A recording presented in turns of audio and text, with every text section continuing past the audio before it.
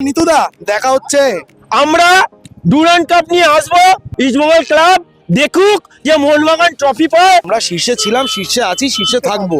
কালকের খেলাটা দেখলেন কিরকম প্ল্যানটিটা দিল না। ডুরান্ড কাপের কোয়ার্টার ফাইনালে জামশেদপুরকে হারিয়ে সেমিতে মোহনবাগান, এবং আজকে কোয়ার্টার ফাইনালে নাটকীয় সেই টাই ব্রেকার 8-9-তে হারালো জামশেদপুরকে। এবং আমার সঙ্গে রয়েছে কয়েকজন মোহনবাগান সাপোর্টার। দিচ্ছে কারা মায়ের সমান রক্তে আমার শিরায় শিরায় পুতো শিরায় স্লোগানে গড়াচ্ছে এবং বৃহস্পতিবার শিলংয়ে।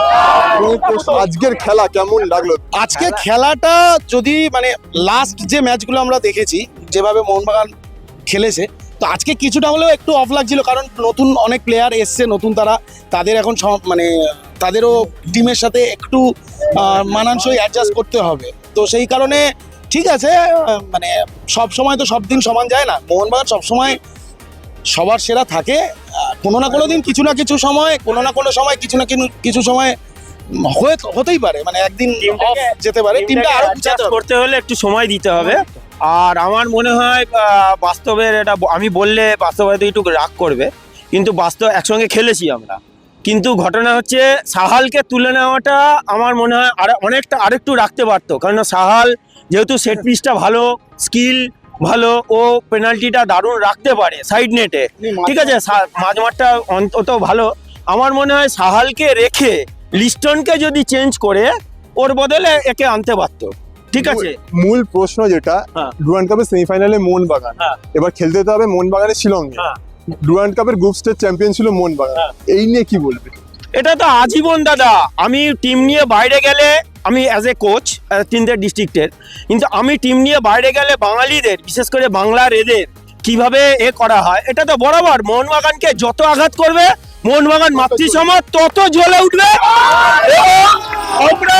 আমাদের একটাই জবাব, আমরা ডুরান্ড কাপ নিয়ে আসবো, রেপ্লিকাটা না, ছোট্ট ট্রফিটার এগুলো ইস্টবেঙ্গল ক্লাবের গেটে ঝুলিয়ে দেবো।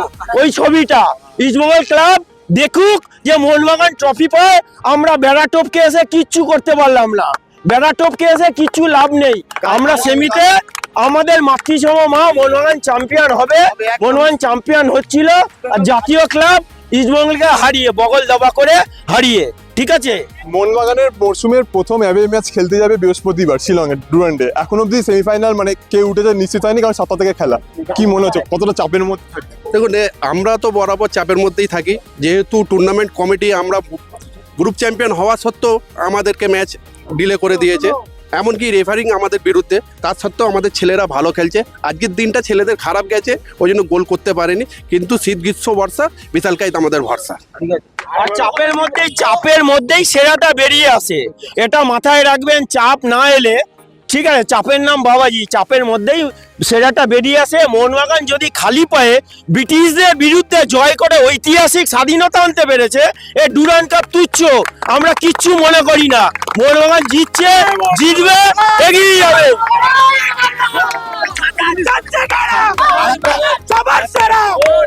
আর একটা ছোট্ট জিনিস বলি, যতই ইস্টবেঙ্গল যাই করুক, আমাদের সেই আমরা শীর্ষে ছিলাম, শীর্ষে আছি, শীর্ষে থাকবো। ওই যতই হচ্ছে যাই লবি করে যেভাবে ওই আমাদেরকে অ্যাওয়ে ম্যাচ খেলতে পাঠালো, আর তারা ভাবছে যে এখান থেকে আমরা চ্যাম্পিয়ন হবো, তো ওসব করে লাভ নেই। কথা বলি দাদা, ফল যতই বড় হোক না, দেখবেন কাঁঠাল 8 কেজি, 10 কেজি, 12 কেজি গাছের ডালপালার নিচে হয়। মোহনবাগান হচ্ছে গাছের ডালপালা, সবাইকে ছাড়া। মোহনবাগান না থাকলে ইস্টবেঙ্গল গঙ্গার জলে, বানের জলে তোরে ভেসে যাবে। বাপ হতে হয়, মোহনবাগান মাতৃসম বাপই হয়। গ্রুপ চ্যাম্পিয়ন মোহনবাগান শিলংয়ে খেলতে যাচ্ছে, আর গ্রুপ রানার্স ইস্টবেঙ্গল জুয়ারিতে খেলা, বুধবার খেলা এসি দিল্লির সঙ্গে। কতটা চাপের মধ্যে মোহনবাগান থাকতে পারে? দেখুন, মোহনবাগানের চাপ নেই কোনো, আপনারা জানেন মোহনবাগান চাপ নেই। চাপ হ্যাঁ দেয়। এখন কালকের খেলাটা দেখলেন কিরকম প্ল্যানটিটা দিল না, দেখেছেন তো? এইটা ওদের টানিয়ে খেলায় আগাগোড়াই সবাই জানে, মোহনবাগান সাপোর্টার সবাই জানে, রূপাই কিনতে পায়নি, এই আর কি।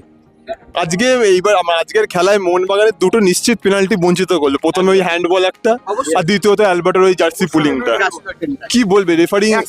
এখানে আমি দাদা, শিডিউল কাস্ট কোথায়? একটা যদি ডাক্তার হয়, ঠিক আছে 30% পেয়ে ডাক্তার আর জেনারেল কোটায় ডাক্তার অনেক ডিফারেন্স আছে। যে 97% পায় এই রেফারি হচ্ছে শিডিউল কাস্ট কোটায়। আমরা ন্যাশনাল খেলেছি, আমি জুনিয়র ইন্ডিয়া প্লেয়ার, আমি বলতে চাই না, বলতে বাধ্য হলাম আজকে। ঠিক আছে, শিডিউল কাস্ট কোটায় 37% পেয়ে এই রেফারি এখানে এসছে, আর জেনারেল কোটায় পেয়ে 99.9% রেফারিরা মাঠের বাইরে। আর মোহনবাগান চাপ নেই, মোহনবাগান চাপটাকে উপভোগ করে। ঠিক আছে, আজকে রেফারির সিদ্ধান্ত নিয়ে কি বলবো?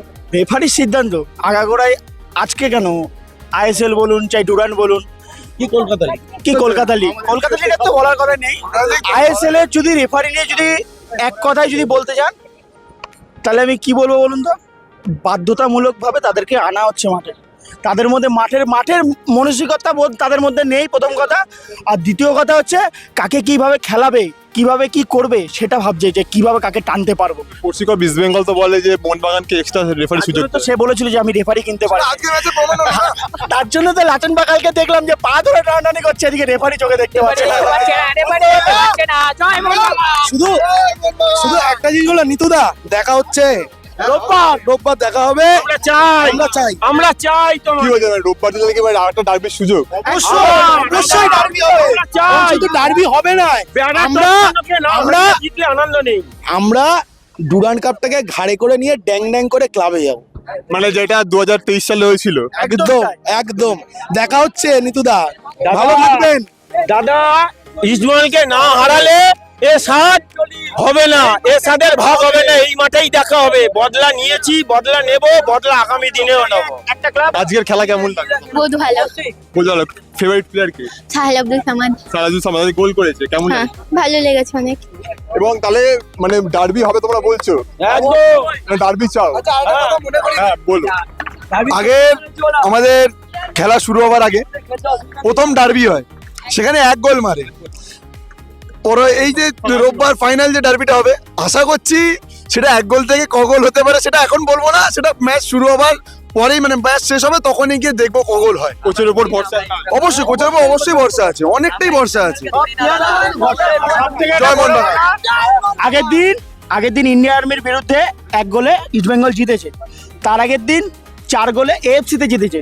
তারা যে আইএসএল খেলে জিতেছে, তারা এএফসি তে গেছে। আমরা যখন আইএসএল জিতেছি তাদের শিল্ড ছিল, তারপর কাপ ছিল, শিল্ড জিতে আমরা গেছি এএফসি তে। শিলংয়ে যাচ্ছে মোহনবাগান, যে যাই উঠুক শিলং লাজং উঠুক বা নর্থ ইস্ট উঠুক, মানে স্কোর লাইন কি হবে? স্কোর লাইন কি বলবো, আমরা ওদের হোম মাঠ হবে, ওদের হোম গ্রাউন্ড হবে, তার জন্য মোহনবাগানের একটা ডিসঅ্যাডভান্টেজ থাকবে। ডিসঅ্যাডভান্টেজ মোহনবাগান ক্যারি করে না, সবসময় অ্যাডভান্টেজ নিয়েই সব এগোয় মোহনবাগান। ঠিক আছে, তো সেই জায়গায় বলবো অবশ্যই ওটা 3-1। তোমার প্রেডিকশন? 2-0। 2-0। এবং দেখতেই পাচ্ছেন যে তারা খুব আশাবাদী। সেমিফাইনাল যতই শিলংয়ে খেলা হোক না কেন, যাবে ম্যাচ হোক না কেন, তারা এই ম্যাচ জিতবে এবং এই ম্যাচ জিতে তারা ফাইনালে যাবে এবং ফাইনালে ইস্ট বেঙ্গলকে কড়া হুঁশিয়ারি দিলেন মোহনবাগান সমর্থকরা। এরকমই খবর দেখতে হলে চোখ রাখুন দ্য ওয়ালের পর্দায়, কারণ খবর এখন এখানে। ক্যামেরা শুভমের সঙ্গে আমি Ranadeep, the wall news, Kolkata.